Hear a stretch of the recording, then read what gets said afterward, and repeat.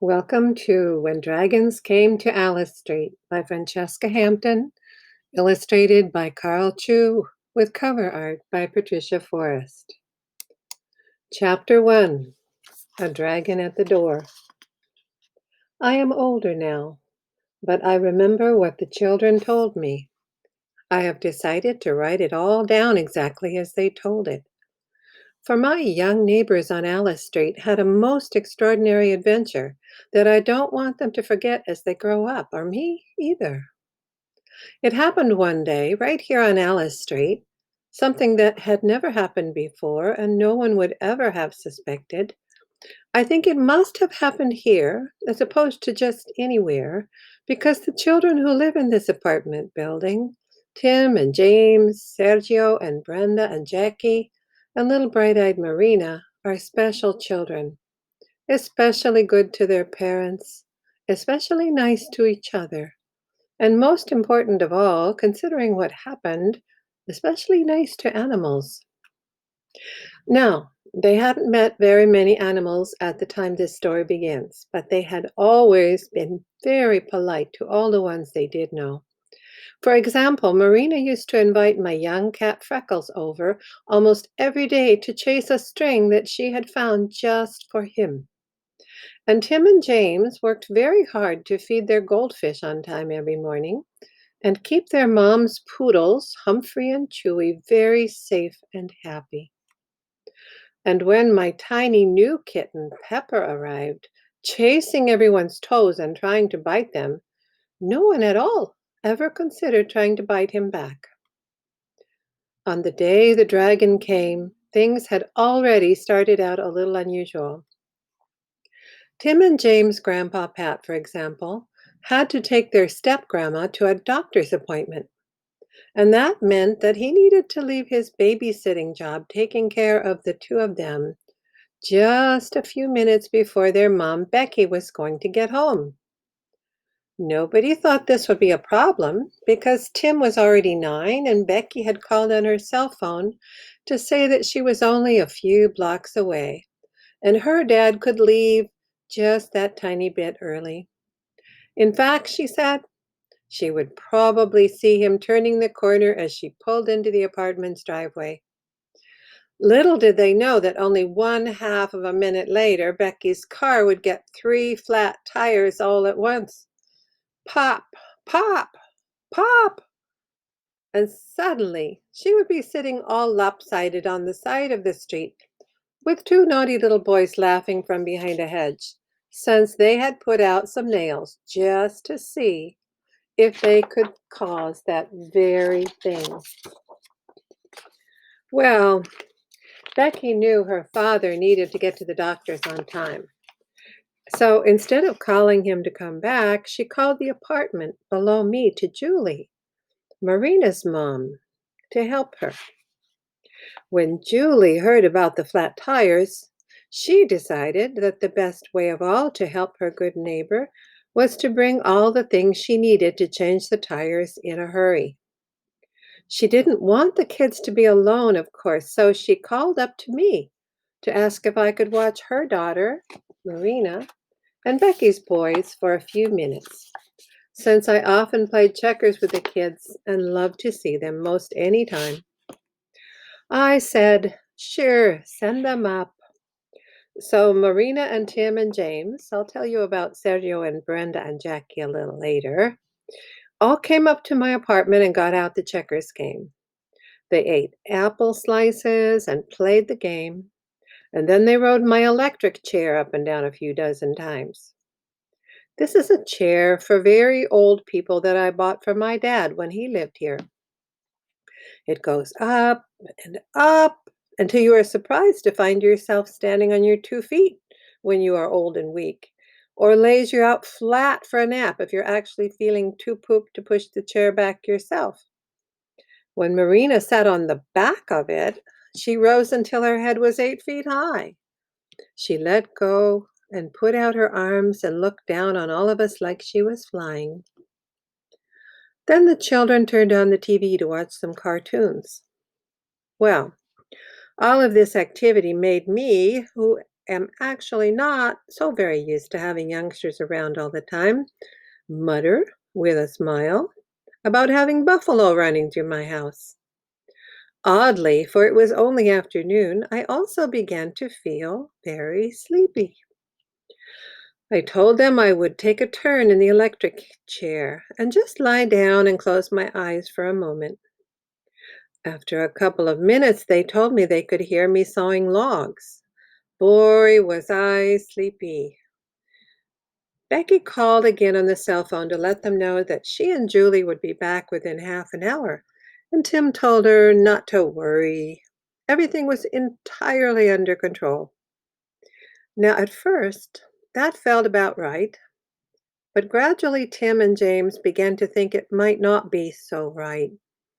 Even when James sneaked over and tried to balance a grape on my nose, they told me later, I kept sawing logs. A big snore and then a long whoosh over and over. Tim called my name and even tapped on my shoulder, and still I kept sleeping.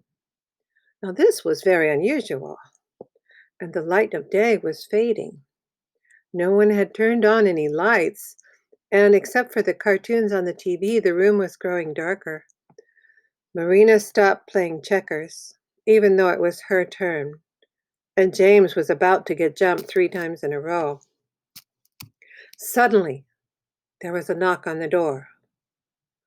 Not a knock, actually, more like a claw scraping. Tim and James and Marina looked at each other with very big eyes. "Don't answer it," Tim ordered. He was the oldest and always tried to look out for the others.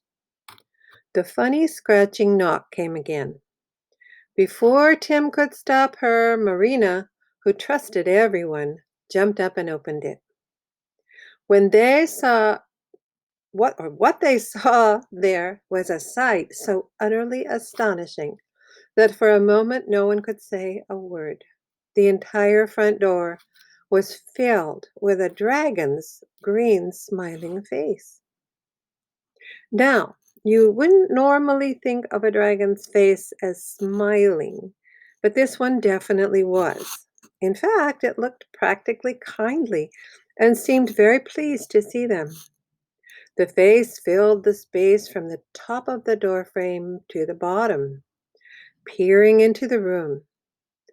It had large nostrils with a bit of green smoke wisping out, and sparkling dark eyes with eyelashes 3 inches long, and cheeks of fine green scales and little upturned eyebrows that weren't hair exactly, but just like indented half moons, like the eyebrows a lizard has.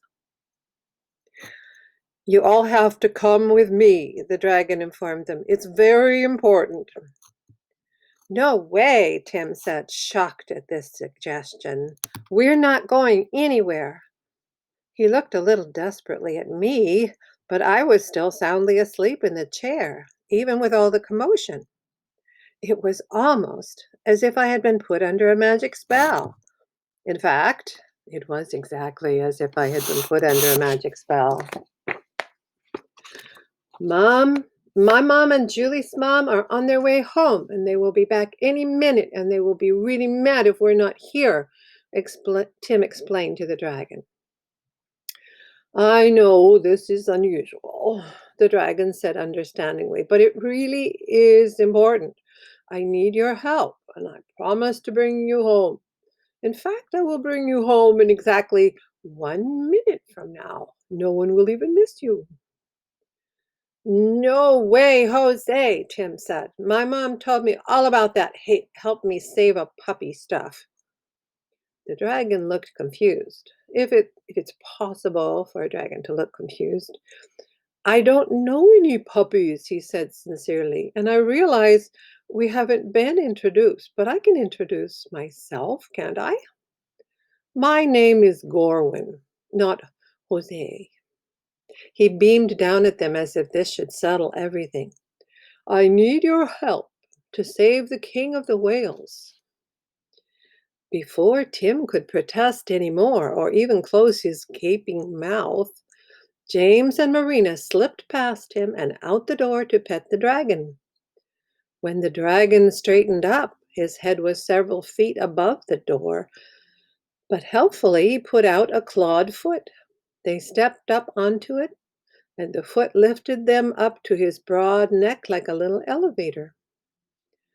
"Stop!" Tim cried. Now he was really alarmed. "James, get down," he ordered. "You too, Marina."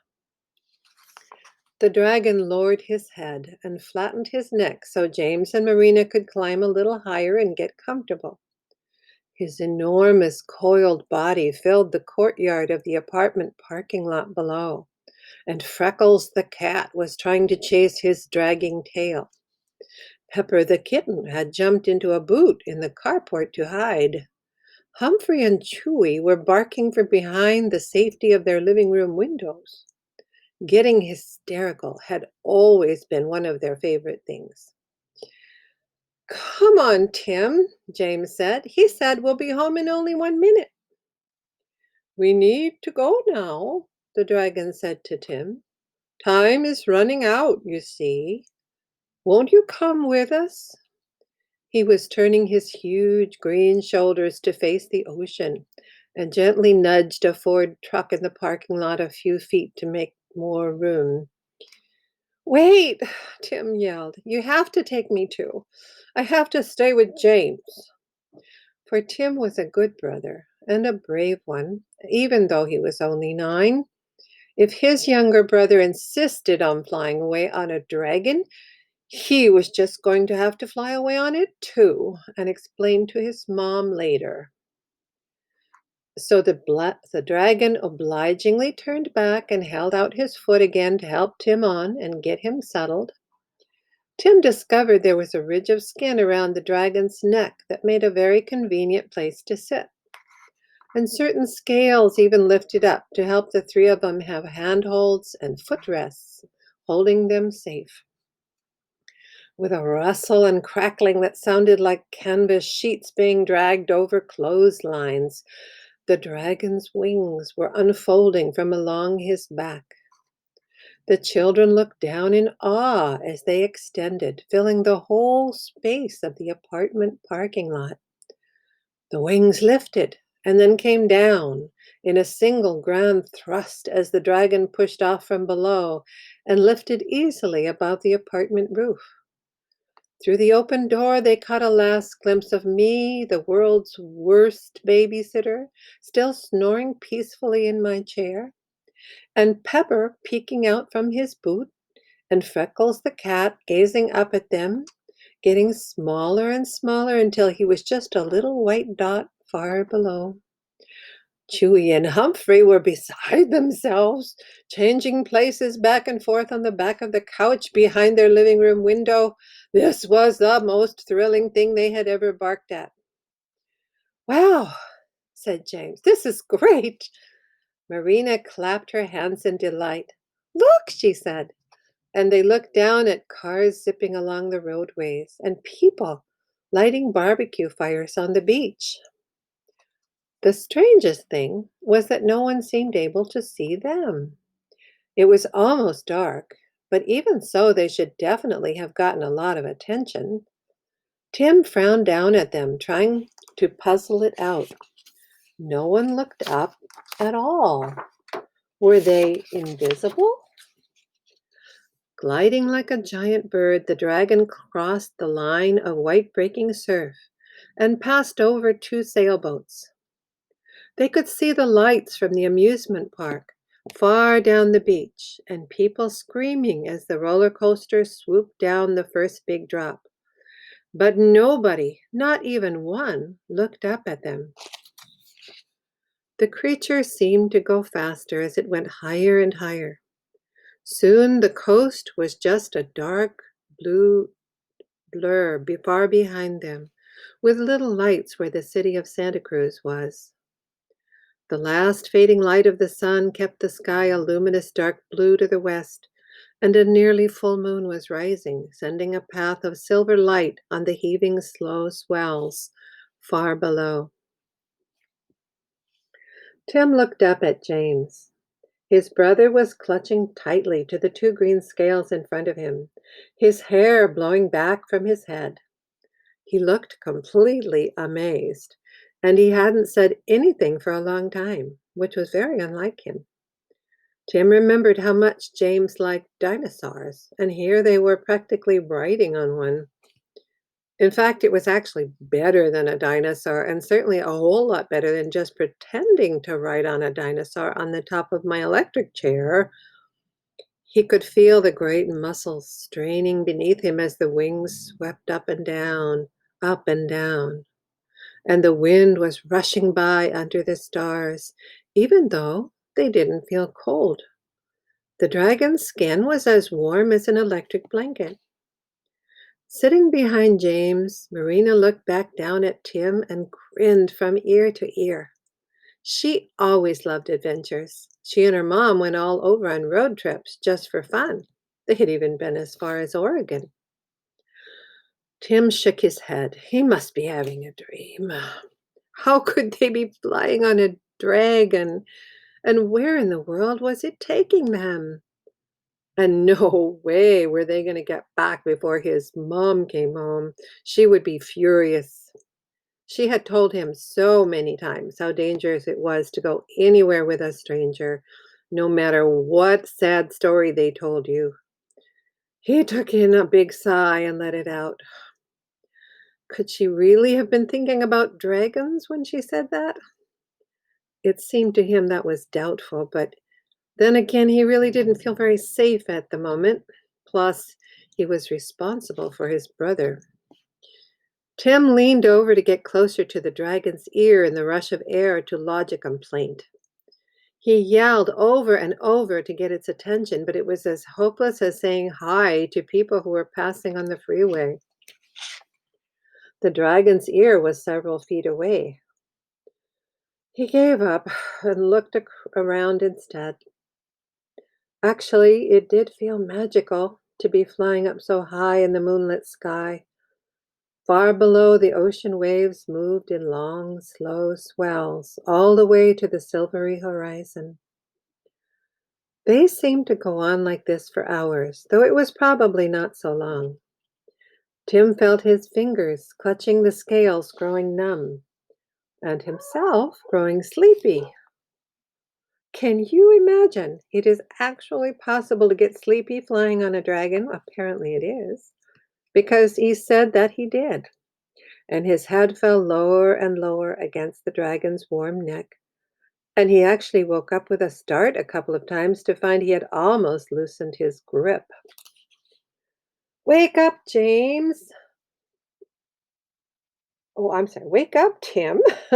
James, higher up on the neck, prodded him with his toe. James and Marina, perched one above the other, still didn't look sleepy at all. Marina was pointing. Far off, a large ship was traveling. A line of lights strung brightly on all her decks, and people were dancing, and some were even in a swimming pool. It was a cruise ship like the ones Tim had seen on TV. I have to go potty, Marina announced to no one in particular.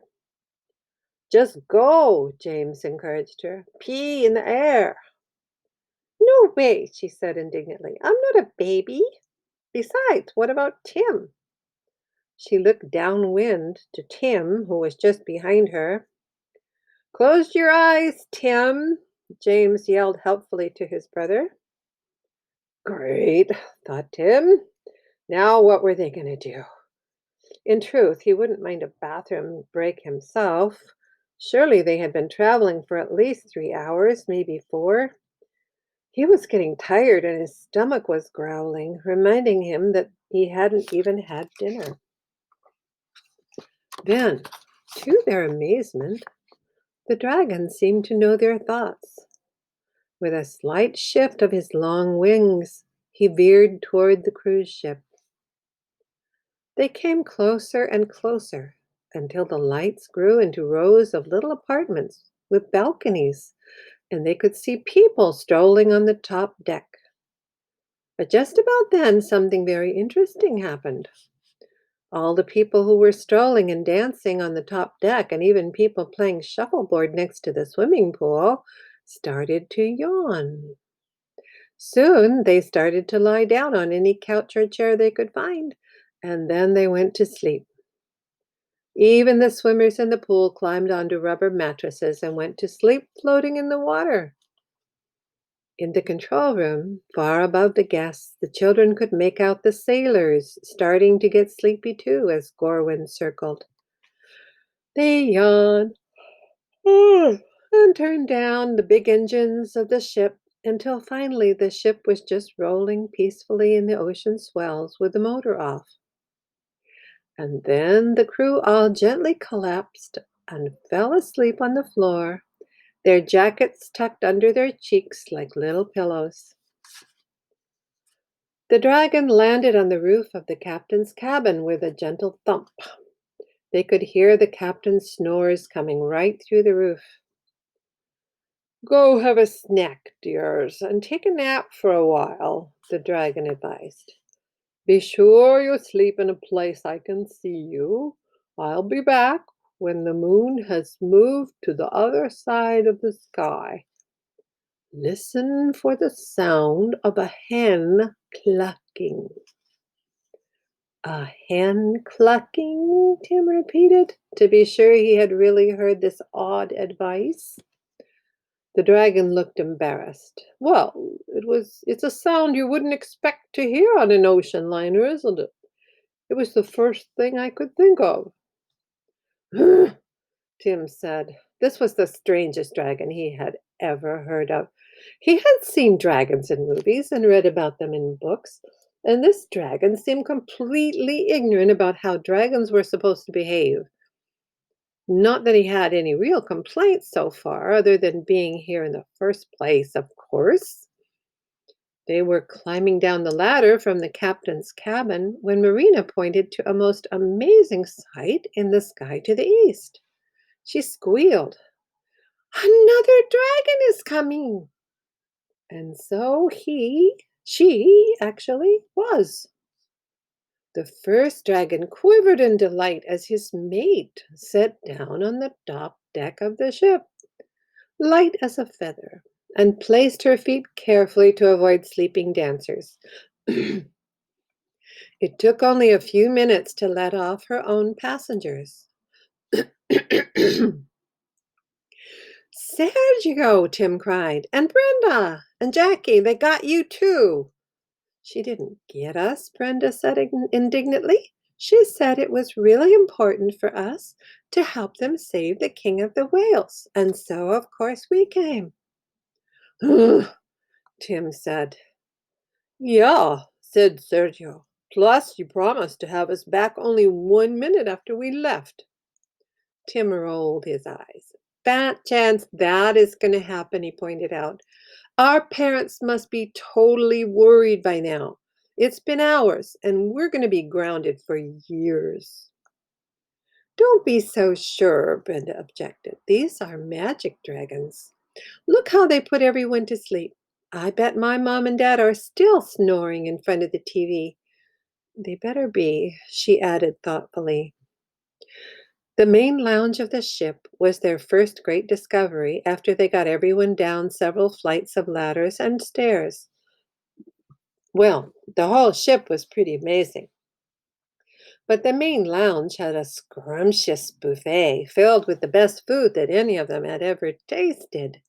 There was a giant bowl of hot macaroni, and another bowl full of fresh cherries and strawberries, and a giant platter of fruit and custard tarts. There were tiny quesadillas with fresh salsa and sour cream, and giant hot dogs with chili and mustard on a platter, and a giant bowl of mixed nuts and every kind of soda you could ever want. "No vegetables," James said approvingly. He did not like vegetables. "I see some vegetables," said Jackie shyly. She pointed to a platter of carrots and celery sticks at the very end and reached cautiously over a waiter who had curled up to sleep on the floor right below it. She picked up a carrot and took a tiny bite. Just keep them down there away from me, James said. When they had eaten their fill, they explored some more. Wow, Sergio exclaimed. Over here, guys. Jackie and Marina and I are not guys, Brenda pointed out. Whatever. Sergio rolled his eyes. But look at this, he said, pointing. It's a game room. Yeah! James charged into the room, running from game to game. And they're all free. Look, I can play Space Invaders. Come on, Tim, play with me. But Tim had already turned on the moon rocket and was busy navigating across the surface of a giant picture of the moon that played on a screen in front of him. Look at this, Brenda exclaimed. She fitted her feet neatly into some electric skis and pushed a button. A screen appeared with a giant snow run in Switzerland and herself hurtling down the hills. She had to swing her knees back and forth to make the skis turn in time to avoid hitting the virtual rocks. Jackie found the dance machine and started jumping onto the squares that led up. Look at me, she yelled, and indeed, she was a very fine dancer. When they had tired of the game room, which took some time as you can imagine, they went on with their explorations, carefully avoiding the people sleeping everywhere. It's kind of creepy, Brenda observed, like Sleeping Beauty's castle before Prince Charming showed up. Jackie, who was usually so shy, took off a sleeping sailor's cap and placed it back on his head upside down. Then she smiled at the others with a mischievous sparkle in her eyes.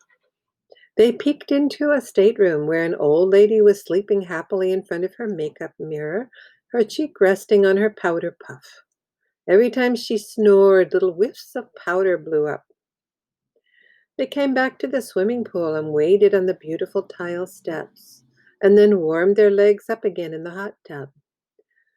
But after a while, they were all yawning. It was, after all, well past midnight, and hours past their official bedtimes. We should rest, Sergio advised. The dragons said they would be back pretty early. Yeah, Brenda agreed. I'm really tired. In fact, Marina was already asleep, and Sergio had been carrying her. We should lie down here by the pools, Tim said. They said they have to be able to see us when they come back for us, and we have to be able to hear them. Are they both going to cluck like chickens? Tim asked. What? Sergio looked startled, but Tim just shook his head. Never mind. It's too much trouble to explain. In the end, they settled onto some cushioned recliners around the pool, and Tim and James rummaged in an equipment cabinet nearby and found blankets for everyone. What about them? Sergio asked, gesturing towards the sleeping dancers nearby. Don't they need blankets too? Tim considered. There aren't enough blankets left for all of them, but it's a pretty warm night. I'm sure the dragons wouldn't do anything that would hurt them. Besides, he pointed out, they will think it's really strange if they wake up with blankets over them. It was a point. They went to their poolside beds and fell asleep almost at once.